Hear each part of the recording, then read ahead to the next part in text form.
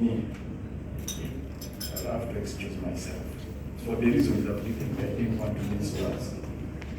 Having said that, I salute the team at Stable and all of his stakeholders, the ED, who worked out all the arrangements to ensure that we have this discourse, to exchange ideas, this very thorny subject. You know how sensitive it is, how emotive it is. There's quite a lot of harassment about management of land, not only in Kampala but countrywide. And we needed to sit down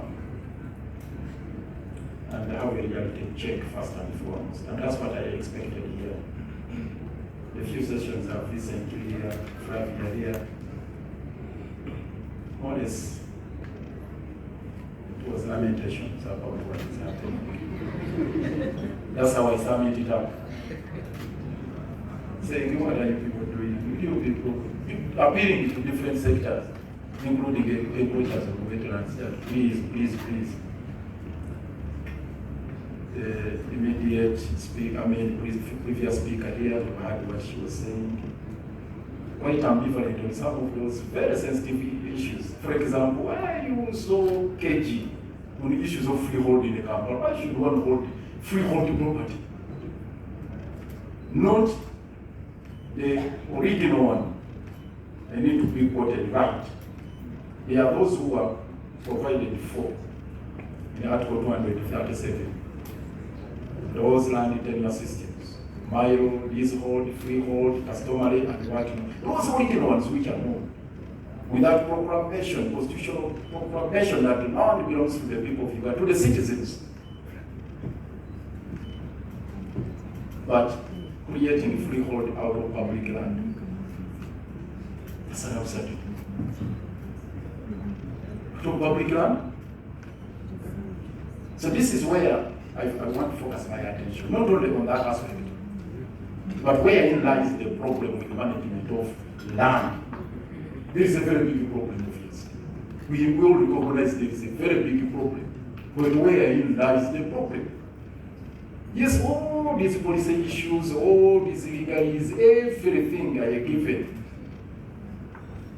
Because you're not telling me we don't have laws in the place. The laws are there. Starting with the Constitution, the Land Act, all the Land Legislation Act, all these other instruments. But wherein lies the problem? We need to diagnose it. For me, I'll take you straight to where I think we have, where the thrust of the matter is. It's largely in Article 237. And that's where I invite you to put your attention. Article 237, particularly clause 2B, let me straight away go there. The government or a local government, as determined by Parliament, by law, shall hold in trust for the people and protect natural lakes, rivers, wetlands, forest reserves, game reserves, national parks, and any land to be reserved for ecological and touristic purposes for the economic good of all citizens. The catchphrase here, the overriding theme in this particular provision, is that land which falls in this category is held in trust by government for the people of Uganda. The problem here is breach of that trust. That's the problem. Nothing else. Breach of trust. There's no problem with the provision of the law. It's very innocent. And I must commend the CA delegates who framed this law that way. Because the government, yes, ordinarily they should hold that public land in trust.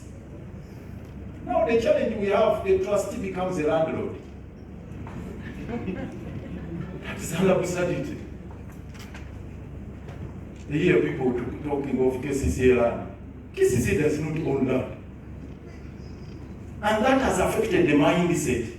When you are the Lord Mayor, you are the Minister for Kampala, you are the ED, and you have been put in in control of KCCA, you think you are the landlord. I'm not talking about my dear sister here, or the minister here. That's why I included myself. And that's the problem. And when you're in the central government, you think, all this land belongs to you. The ministers are giving out land. The head of state is saying, that land in Rwanda, you take it. Let me tell you, we have executive orders, directives, dishing out land, giving out land here. I want somebody to get a catalog of letters written by the president about dishing out land. Wow. And then they will say, Chita, the school there. How many of you went to Chita? Yes. Chita had, how big was the land? The president wrote a letter and said, give 10 acres to Professor Sari. The letter, I'm sorry, very soon, rest in eternal peace. Purpose, he's going to create a facility for, what are these fertilizers for women? The fertile women are called. I don't know what they are called there. Is there a medical doctor here? We can deal with that. No, he was to create a facility to produce fertility, it's a facility center. Fertility center. Then the government policy is family planning. Now we are giving out land which is supposed to host a school, 10 acres, somebody to produce facilities for women, fertilizers for women. Producing. And then we're taking away the school land where they're supposed to go and study. Where is the policy now? With all due respect to the head of state, I'm not here to somebody will think that it's politics. It's not. We came out and said, what is this? I was in the parliament where I was defeated when we put up a fight against the giving away of Shimon land. By a stroke of a pen, Shimon land has gone to somebody called the Al-Walid to put the first-class hotel for Chogam. Now, Kingdom is hosting. Who are they? Who are those people in Kingdom? Presidential advisors. But don't talk of them. Secondly, they are all there. Many of them. Is that the hotel? Are they in a hotel? Chogam hotel? These are the very serious matters we need to deal with. So that land which is vested in the government should be held in trust for the people of Uganda. You are a trustee, you are not a landlord. You are not supposed to just give it away, just like that. Because a trustee must be regulated. A trustee must act meticulously and cautiously that what I'm holding is not mine. What we are witnessing today, with all due respect, land belongs to government. I was going to say, land belongs to the head of state. And he gives it away the way he deems fit. That must change, Honorable Minister. Let this land, which is vested in the government, be treated as trustee property. And the trustee, I'm a lawyer, our director for legal is here, and all of you lawyers know there are laws governing trust. Actually, it's another realm of law, trusteeship. How trustees should handle trustee property. In my language, you have a saying,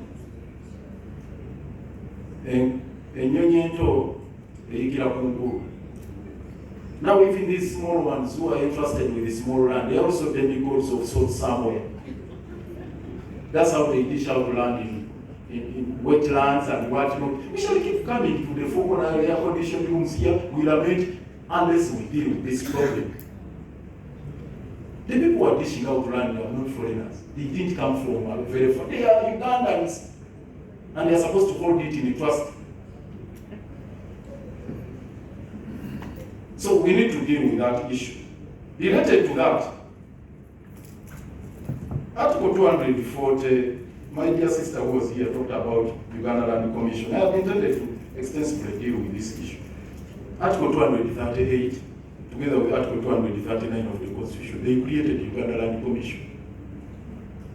It's specifically Article 239, functions of the Uganda Land Commission.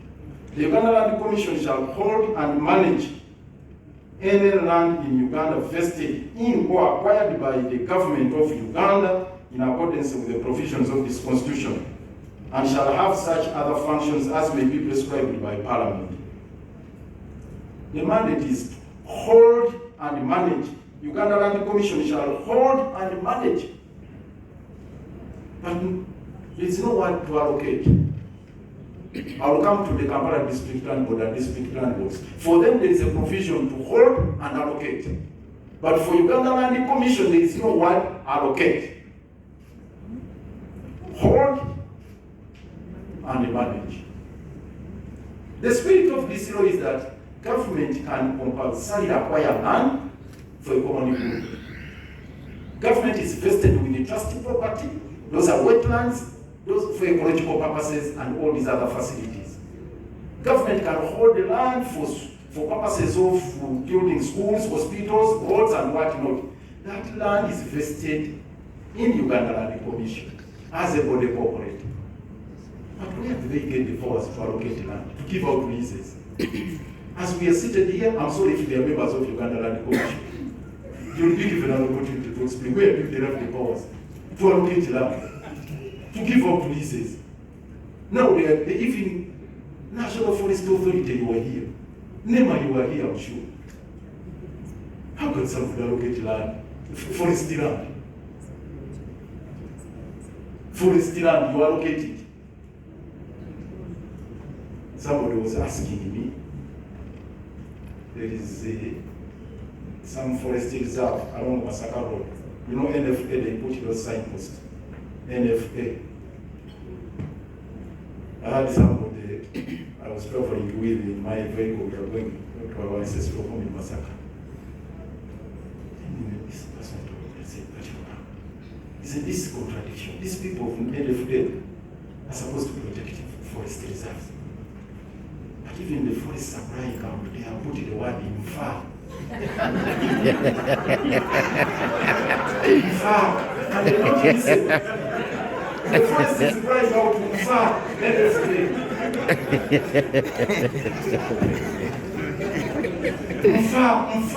Far. And they are busy cutting it down.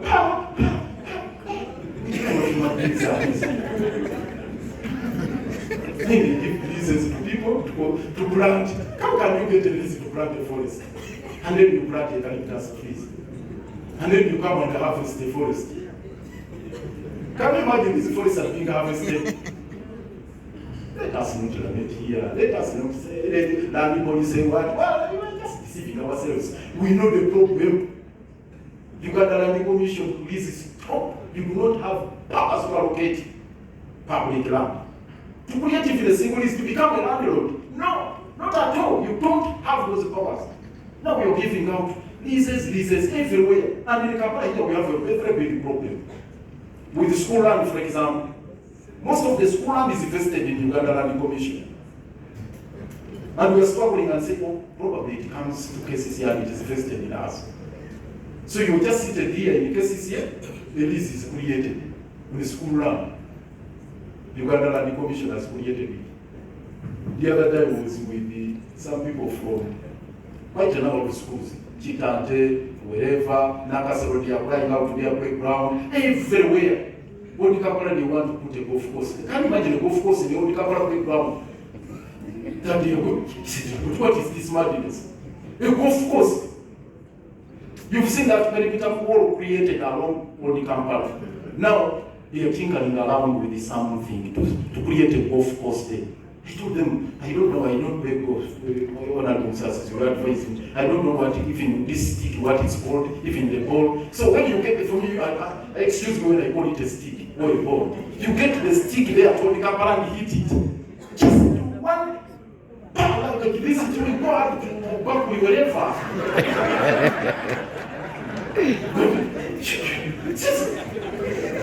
So this madness should stop. When you hit like this, where does the go? To Bakuli. You look up to Bakuli. When you can see these people where people are praying. that atmosphere, people now work and they So honestly speaking, let us be realistic. Uganda Land Commission, stop it. Finally, Kampala District Land Board and all these district land boards.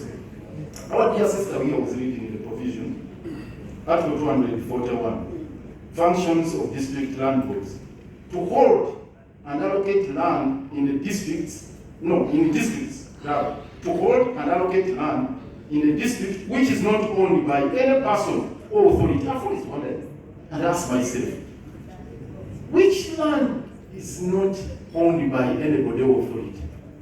Which land is that? When in Article 237 you are saying land in Uganda belongs to the citizens of Uganda. Are there no citizens in Uganda?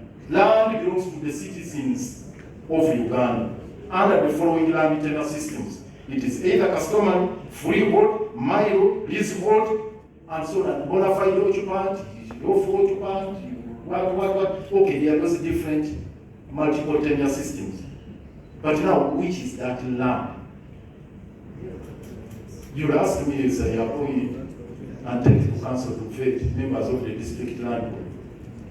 Yes, the law commands me to do so. When I appoint and they are vetted and they are sworn in, she was even talking about area land committees. We are going to put them in place. But we send them out to hunt for land which does not belong to anyone, as the law commands. Go out in all the districts. But the challenge here is what you forget. This land emphasized under Article 241 is what previously belonged to the Kabaka of Uganda as Crown land. At independence, which was vested in Uganda Land Board, which was a constitutional body. And when Uganda Land Board was abolished in 1966, and they came up with the Public Land Act of 1969, that's when the notion of land which belongs to, after Kabaka had been deported, the Kabaka Mutesa had been deported, this land which does not belong to anyone, after the restoration of the Kingdom of Uganda. What happened?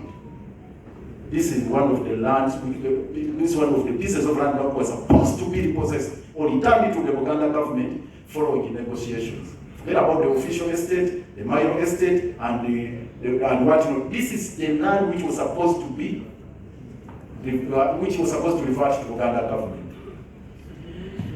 It never happened. And it was vested in district land boards, and they are creating leases left, right, center. For them, they were given the mandate to hold and allocate. Unlike the Uganda Land Commission was to hold and manage. These ones are not supposed to manage. Hold and allocate, don't manage. Whatever you land on, allocate. Whatever you get, allocate. So, I told the current district land board that for me, what I would like to see in Kampala here, at least allocate some land to KCCA. You, in your hunting spree, if you land on at least 5 acres, allocate that land to KCCA. At least I plant a Lord Mayor forest in Kampala for ecological purposes.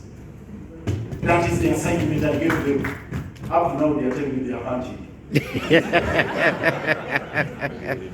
One time they told me they hunt. Had landed on Chamago land. They started fighting with the Katumbuka and what and what. I said, now we see. Because for me, I just told him 5 acres and don't allocate it to me as an individual. To KCCA, part of my legacy, I want to be defined with greening of Kampala. That's part of my legacy. So I want at least 5 acres allocated to KCCA.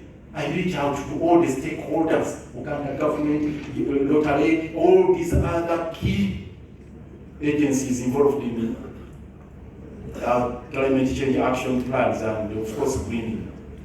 I'm still looking for 5 acres up to now. But as you are looking for 5 acres, the Sudiris are getting, Sudiris is getting big drops of land, the Bosco Mortgages are getting big tracts of land. Now, my dear sister was talking about Chisenyi here. Was mentioning Chisenyi, the one who presented, I think it was Flavia. Flavia here was talking about Chisenyi. Chisenyi, you have only one land with the body. Chisenyi too? Chisenyi one parish? It's only one person, Bosco Mortgage, one landlord. Who he has owned it, but just getting a small, just 5 acres for planting. And we're talking about land use under Article 140. So I'm asking you, kindly. And when he grabs that land, he sends it again back to government at a whopping sum of 370 billion. What a contradiction. You're grabbing land. Do you know how much is Bosco Munge paid for that piece of land? Part of it is Buganda government land, this one. Sometimes when we come out to mention these names, we are fighting impunity. It's not that I am fighting a personal war. We are fighting impunity so that when you also indulge in the grabbing land, we mention your name. That's the only way you can fight this. So I'm sorry I've taken a lot of time, but I thought I needed to raise these matters. Provocative as they may sound, but it will just set the tone for debate. And also to ask you that, you may be flipping the papers, policy matters, Let's deal with the big elephant in the room, take the bull by the horn. That's the only way we shall deal with the problem of land management in Kampala. May God bless you.